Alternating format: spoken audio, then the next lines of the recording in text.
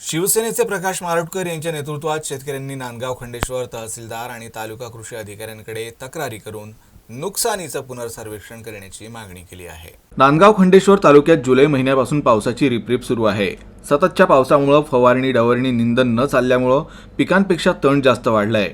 अशात शेतात पाणी साचल्यानं तूर कपाशीचं आणि सोयाबीनचं पीक पिवळं पडून काही शेतातील पिकं जास्त पावसानं सुकली आहेत। शेतकऱ्यांनी विमा कंपनीकडे तक्रारी केल्या। विमा कंपनीचे प्रतिनिधी सर्वेक्षणात 5% 10% नुकसान दाखवत आहेत। त्यामुळे शेतकऱ्यांमध्ये विमा कंपनीबद्दल प्रचंड रोष वाढलाय। शिवसेनेचे प्रकाश मारोटकर यांच्या नेतृत्वात शेतकऱ्यांनी तहसीलदार आणि तालुका कृषी अधिकाऱ्यांकडे तक्रारी करून पुनर्सर्वेक्षण करण्यात यावं, अन्यथा तीव्र आंदोलन करण्याचा इशारा दिला।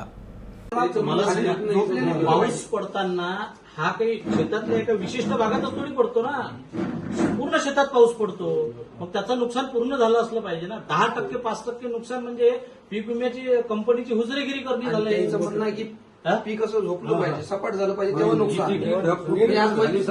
पिकाची वाढ नाही झाली.